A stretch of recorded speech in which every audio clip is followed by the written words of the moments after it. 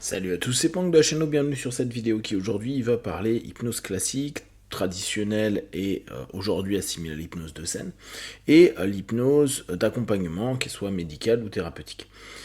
Un des points qui est intéressant, c'est que suite à ce qu'a proposé Mesmer pendant une émission, ça a un petit peu réveillé notre communauté, et cette problématique, c'est vraiment quelque chose qui tourne en rond depuis des décennies, voire je pense des centaines d'années. Et je trouve que, ok, on peut aimer ou ne pas aimer l'hypnose de rue, l'hypnose de scène, ou être pro-hypnose médicale ou pro-hypnose d'accompagnement thérapeutique. Le problème, la plupart du temps, c'est que on s'entremêle le débat parce que on utilise certes le même outil, mais pas dans les mêmes objectifs.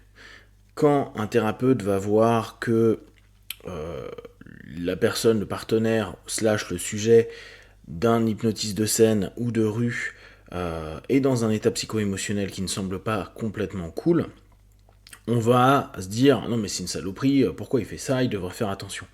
Je rappelle, l'hypnotiste de scène, il n'est pas formé à réellement prendre attention à ce type de message. Il peut le considérer, il peut décider de stopper ou pas.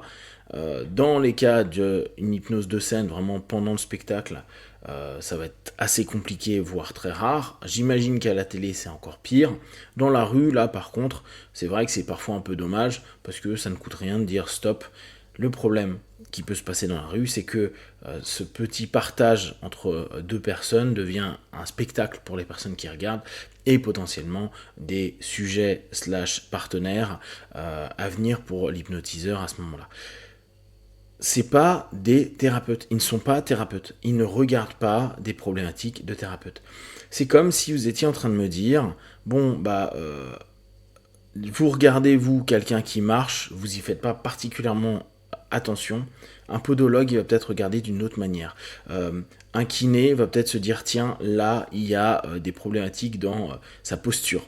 Vous allez peut-être juste faire du sport avec cette personne-là. Vous n'êtes pas dans les mêmes observations, attentes par rapport à tout ça. Et quand, par exemple, on marchera avec quelqu'un qui a mal aux pieds ou qui se tient pas bien, on va juste lui dire, ouais, bah, fais attention à toi, etc. Donc on va considérer et puis on va continuer notre séance de sport avec. Par contre, oui, si on est kiné, ou si on est podo, ou si on est spécialiste à un moment donné, on va peut-être se poser, dire attends, 2 secondes, montre-moi ce qui se passe, t'as mal quelque part. Et là, on va faire un début d'accompagnement. Attention, sachant que ce n'est pas le cadre. Le cadre de la rue n'est pas un cadre de thérapie, le cadre de spectacle n'est pas de la thérapie. Et les personnes qui adhèrent d'une façon ou d'une autre, je vous rappelle, en scène comme en rue, personne n'est obligé de faire les pré-tests. Juste ça, personne n'est obligé de faire les pré-tests. J'entendais Anna qui a raison, qui dit une fois que par contre qu'on a commencé à rentrer dans le cycle des IS-7, c'est plus difficile de s'extraire. Et on le sait, il n'y a pas besoin de faire d'hypnose de scène pour ça, c'est ce qui se passe dans le commerce. Quand on arrive à vous amener dans un flow où vous êtes en adhésion et qu'il y a un levier de validation déjà du groupe, puis après il y a un levier d'engagement, vous êtes engagé déjà à faire 2, 3, 4 exercices et à chaque fois il se passe quelque chose. C'est compliqué de dire non, même si ce débat il est commun et compréhensible, c'est juste on utilise aussi ça hors hypnose considérée comme telle, mais dans tout le travail de marketing, de vente, dans tous les travaux qui vont être pour permettre à orienter une idée, un concept, etc. Revenons à un élément simple, l'hypnose médicale slash d'accompagnement thérapeutique a été développée au travers d'une hypnose qui était scénarisée, sans forcément dire de scène, qui était mise en scène, qui était spectaculaire. Si on reprend par Mesmer, c'était un show. Et je parle de Mesmer, l'authentique. C'était un show. C'est ce qui a fait que des personnes comme Bredd, des personnes comme Elliotson, des personnes de la première génération se soient intéressées à l'hypnose, outre l'efficacité. Même dans l'école de Paris, Charcot, quand il travaillait avec ses patientes,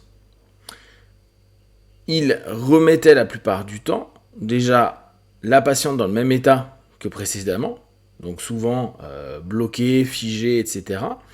N'oubliez pas, il bossait avec l'hystérie, donc on sait que ça peut faire des blocages physiques, ça peut faire des problématiques faciales ou autres au niveau du corps. Donc il mettait en transe devant ses élèves, il expliquait ce qui était en train de se passer, pour après, peut-être par méconnaissance à ce moment-là, n'oubliez pas, hein, il y avait une opposition avec l'école de Nancy, mais ramener souvent un état qui était peu thérapeutique.